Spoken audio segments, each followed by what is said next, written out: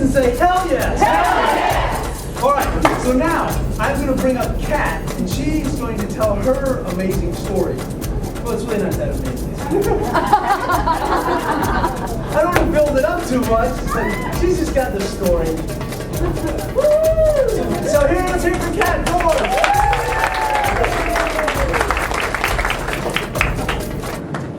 I have an announcement to make. You ready? Yes. All of my dreams are coming true.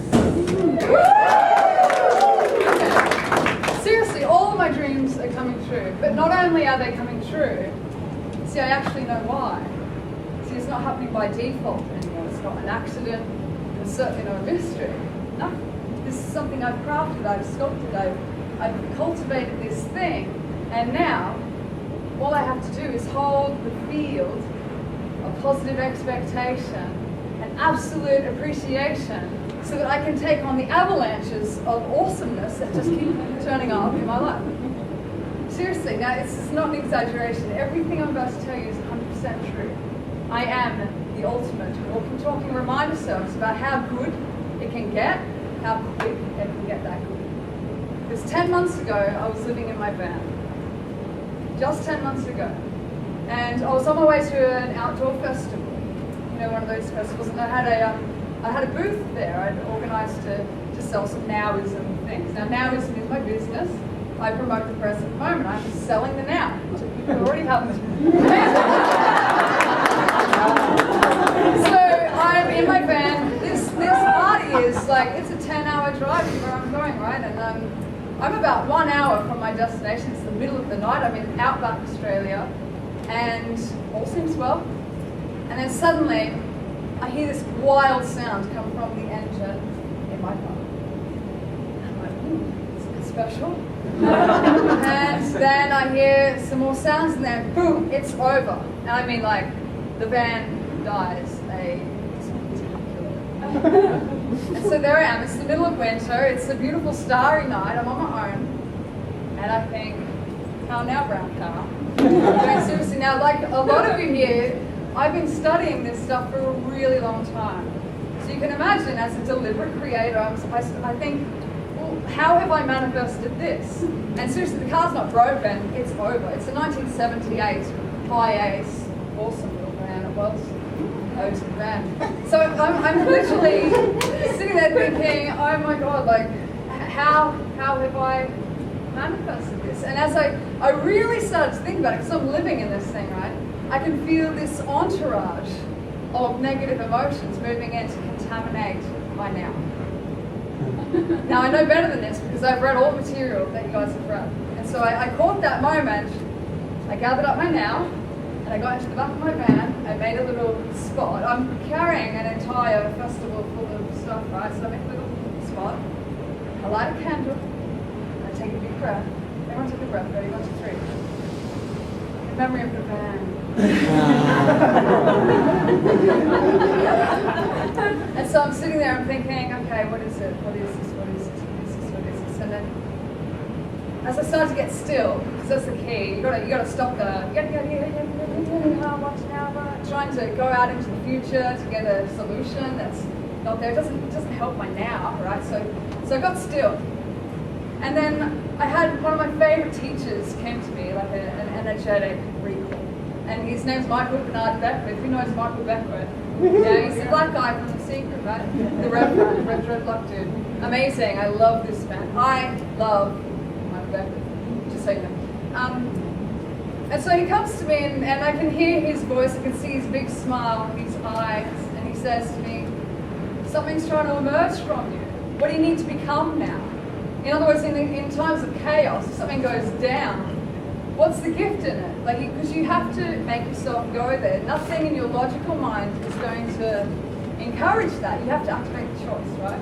So I'm sitting there, and I can feel the wisdom starting to be in me, you know. And I decide, I activate a choice in that moment. And for the first time, really ever, I actually practiced NOWism. This is the difference between understanding it and then doing it. I started to take an inventory of everything that was working in my life, Now don't get me wrong, there wasn't a lot going for me. I had nowhere to live, I had no money, no security, and now no car, right? So I'm sitting there and I'm like, okay, well, what's good about this? And I'm not too creative at first. I'm like, well, I've got 2 pants, yeah. So I'm like just appreciating, I have my health, like I'm in one piece, people, like it's not that bad. I have an amazing family and friends, I have an amazing mind. I'm highly creative, not shy to say it. I'm creative. I'm highly adventurous. I mean, honestly, where am I? No clue.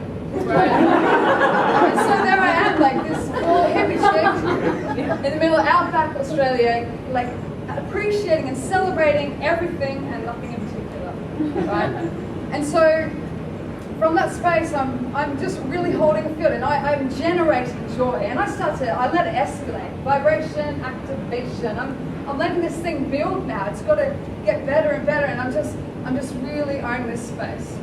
And then I realized, oh my God, like look at what I'm doing. Like this is so outrageously not what you would do in this situation.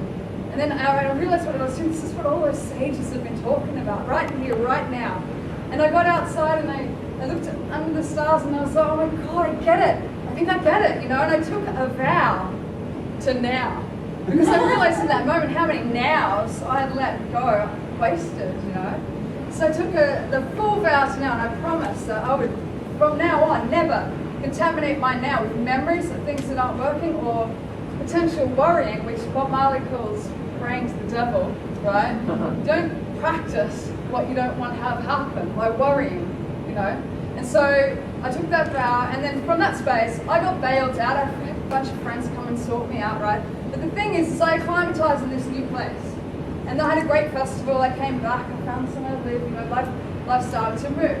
Now, as I returned to reality, I had this new vibe going, and I started to tell everyone, literally, that someone's going to give me a car, yeah. Someone's going to give me a car. Someone's going to give me a car, yeah. Someone's going to give me a car. Loopy, right? I mean, as if someone's going to give me a car, right? But I wanted to know what it felt like. I was like, well, what has it feel to be the recipient of someone's extreme generosity like that?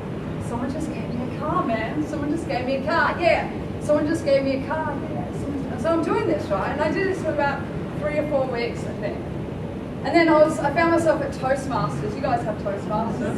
Maybe Dooleys are Toastmaster from way back. Yeah. And so I was at Toastmasters and I was doing a speech on manifesting. And it wasn't really surprising. Man, it was awesome when a sweet woman in the audience gave me her car. Ooh. Again, for real. And from that space, I started to realize, oh my God, this works.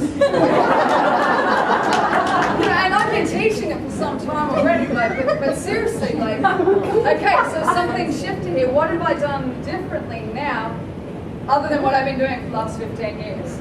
I'm generating a feeling, and I got to tell you, people thought I'd lost it because I was celebrating everything and nothing in particular. Celebrate. So someone just gave me a car. So I'm driving around my new little car. My friends called me going, what sort of car did you get? And I'm like, a blue car. Like, honestly, it was a car, engine worked, it was great. So I'm driving around my new little car and I'm like, well, what's trying to emerge from me now? As Mr. Beckett would say, what's the gift next? What do I really want? What do I need to bring to this world? And I realized I had this book that I'd written that I hadn't published, The Time and Space Contract. It'd been sitting there for like 8 months and I hadn't done anything with it. It's a great book. So I said to myself, well, it's time for me to publish this book. And then my logical mind kicked in and was like, what do you know about books? Seriously, you need a pile of money for that, blah, blah, blah, blah. Hey, stop, cancel, clear, get that out of here. And so I started to feel what it felt like to be a published author. And I just started to just own that space, holding that field, practicing NOWism as I would call it, and start to operate from that answer. Now, I drive my little car to a cafe, I go inside, this is a cafe I go to every single day. I sit down to have the coffee that I have every day. The same girl that serves me coffee every single day came over to me and said, Kat, whatever happened to that book that you're doing? And I was like, yes, I know, you're a sign. You are a sign. I'm working it out, I'm doing it, I'm getting it, I'm nowing it, I'm knowing it, I'm tasting it. feel it. And she's like, yeah, Kat. NOWism is an incredible concept. It's going to change the world. Like, you need to sort that book out. I'm like, yes, I know. I can feel it, I'm tasting it, I'm knowing it, I'm now. And she's just like, Kat, here's $3,000. Go and start your book process. And I'm just like, I hadn't gotten over the car. So I'm holding this space of absolute positive expectation, appreciation, bring it on. So then I'm like, okay, my book's being published. What do I know about being author? Nothing. So what do I really want? I thought, well, wouldn't it be great to get to the center of the industry? Go to the center of the industry. I'm going to skip all that stuff that authors normally do to become a non-author and just go, boom, straight to the middle. So I start to feel what it feels like to be hanging out with Deepak Chopra with some tea, walking on the beach in Maui with Wayne Dyer or something, right? So there I am. I'm at home. I'm on Facebook. And I'm surfing. It's the middle of the night. It's like 2 o'clock in the morning. And then up comes a little live chat. It would be Andy Dooleys. And I'm like, oh my God. Like, now we've been friends on Facebook. I used to go on there and add to the little poem that he would write every day. He's friends with Andy on Facebook. Yeah, so his little poem every day. Well, I'll just write the sequel. And no one knows. Anyway, so we started this little chat, and he says to me pretty much straight up, NOWism rocks, Kat. We love NOWism. We're going to Tahiti in 5 weeks. Manifest that. And I'm like,